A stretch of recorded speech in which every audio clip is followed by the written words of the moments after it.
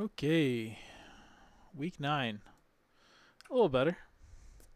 So, we have the first event type in the game. It also has the first actual particle effects in the game.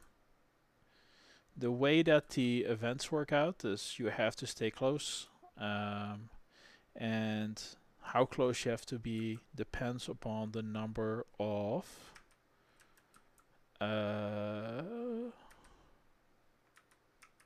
where's the button for this?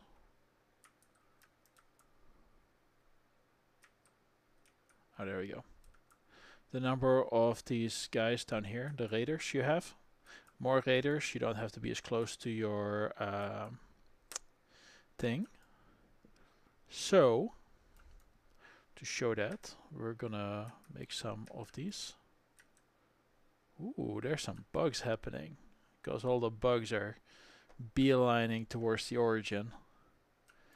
But now you can see that I don't have to be quite as close to be able to fill up the progress bar. The particle effect applies to slow. If the engine sections are in the area, then the slow is does more, affects the whole train. Whereas if the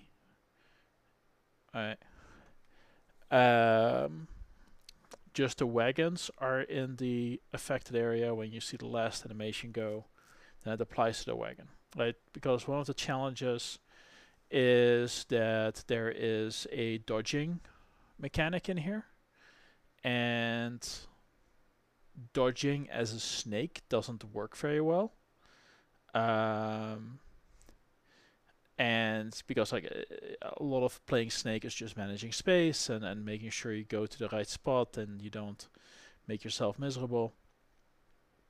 And with the dodging, I couldn't make it so you would avoid something, because if you have 50 wagons running behind you, then the wagons are gonna hit it anyway.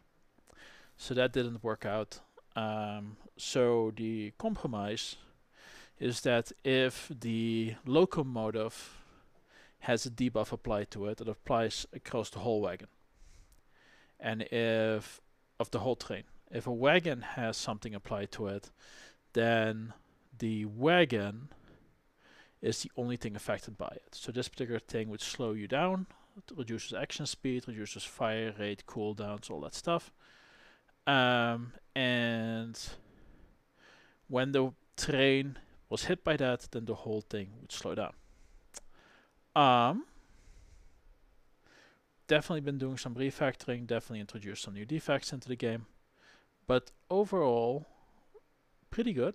Learned how to do my first particle things. They look awful.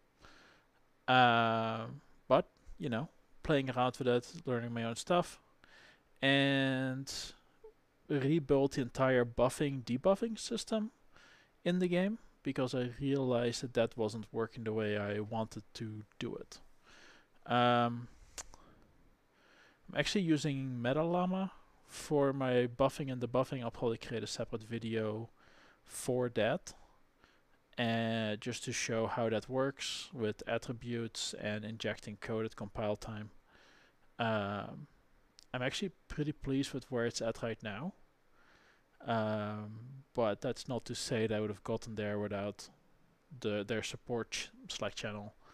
And apparently I found at least one genuine bug and one, it's a corner case.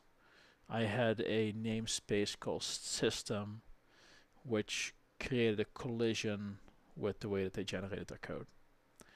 But the actual bug is some of the things that were supposed to work for code generation just didn't work. But they gave me a workaround, and that's been doing great. But yeah, it's progress. First event. Once the event is completed, that's going to unlock the powers. Talked about that last week.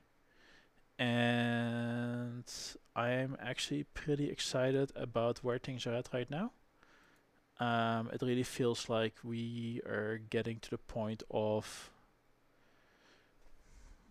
a full game, all the systems in there.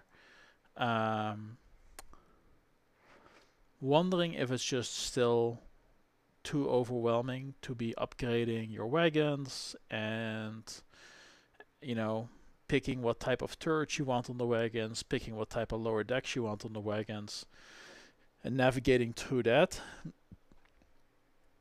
along with don't run into weird things, don't eat your own tail, avoid damage from hazards that show up. But, you know, I'll deal with that later. I think I may have to maybe simplify some of the mechanics, maybe remove some of the mechanics like upgrading towers.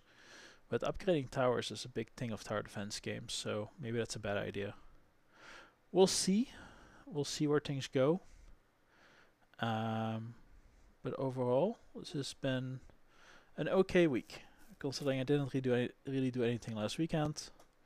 I've just had a couple hours here and there this week, and I'm pretty happy with my particle effects and rebuilding the entire buffing, debuffing system and how that works. Yeah, I'll keep it at that for now. Thanks.